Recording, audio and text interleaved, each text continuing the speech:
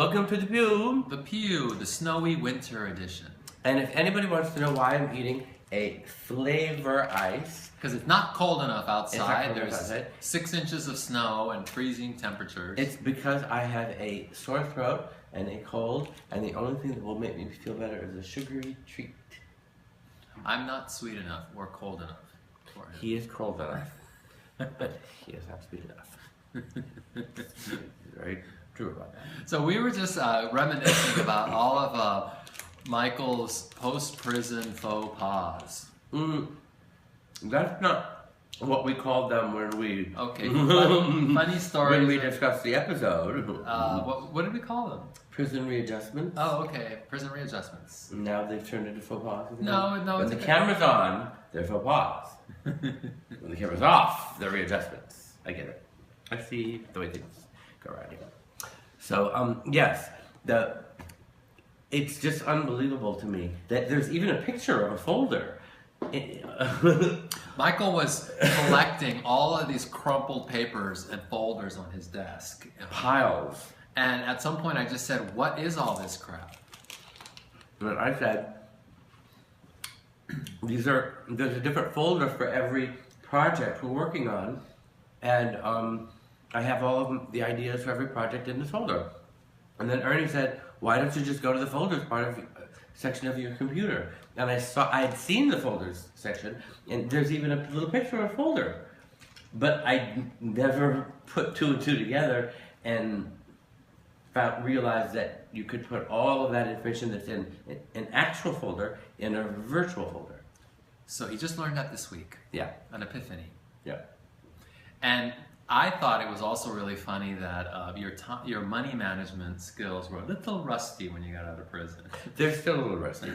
But yes, I spent... I mean, literally the first thing he bought when he came out of prison was DVDs and a Hot Wheels car. And he only had like $20 or... Yeah, I spent all my money on one collection of DVDs. The Mary Harmon, and the Hot Wheels car. Do you still have the Hot Wheels? Yes. Okay.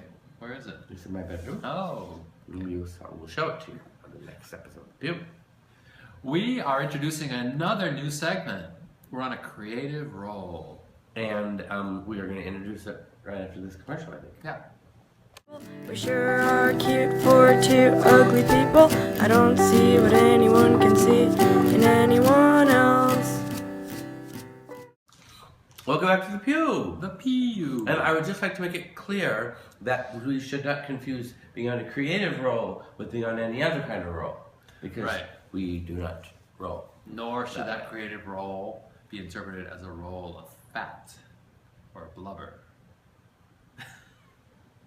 Don't know what you meant by that. You got it wrong, our new segment. Yes, our new segment. And this is one that Ernie picked out. So we're flashing this photo on the screen while Michael describes it. And thank you, Ernie. Contrary to popular belief, it's not Little Kenny, Bjork, and Key. Oh, I thought we were doing the other. Okay. Yes. Everybody thinks that this picture, I mean, it's not just this person who thinks that. Everybody has always thought, since I went to prison, that this was those people that I just mentioned. Those people I just mentioned. When actually it's Little Kenny, Bjork, and Key. Oh, so people thought it was Richie Rich and you, right, and Bjork, and it's Little Kenny, Bjork, and Key. Much like the confusion with Michael and Christopher Comp, where people thought that picture of Chris with the X on his mouth. Everybody thinking. Do you know how many people when I was in prison would mail me that picture and ask me to sign it, and I'd say, sure, I'll sign a picture of Christopher Comp if you want, you know, but it's not me. And the project has cover too. Oh, well, that's a story. But. Speaking of people who got it really wrong. Yes, there's this woman. This poor woman. At first I thought she was making a joke. But she wasn't. She saw our episode where we confessed to being molested by Bill Cosby. And she was very alarmed. she sent us the phone number for the attorney Gloria Allred, who is the attorney representing several of the women who were molested.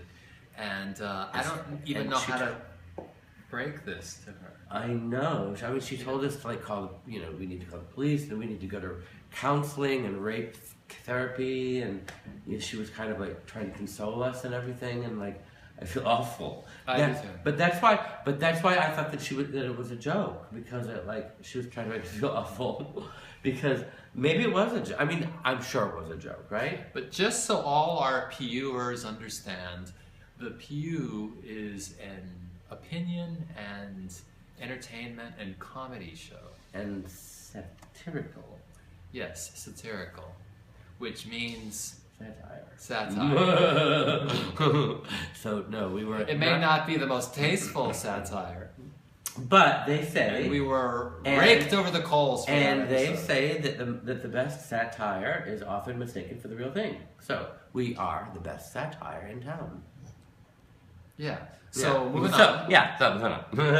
Yeah, I should have. Because no, Bitches want to know. They do want to know.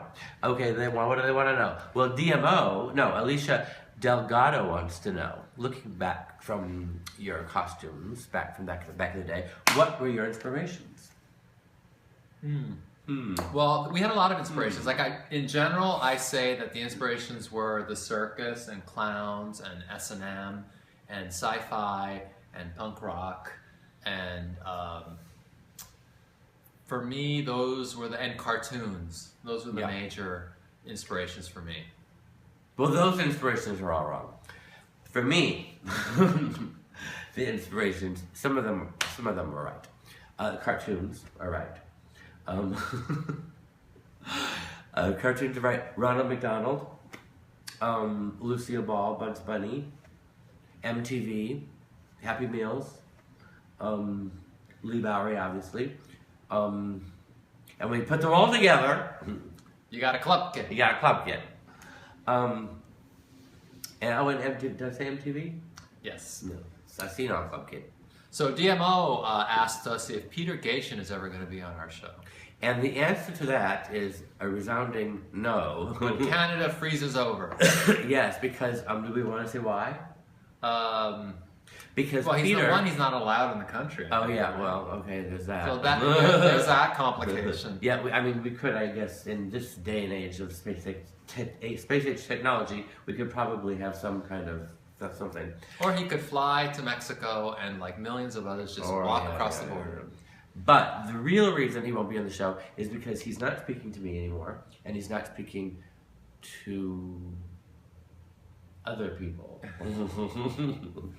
All right, enough said about that. Who made documentaries about him that they weren't good enough for him. Didn't portray him in enough positivity, even though they were just fluff pieces. Made him look very good, much better than he really was. So, Peter will not be on the show. See you next time. Bye, Peter. Bye, Peter. I love you.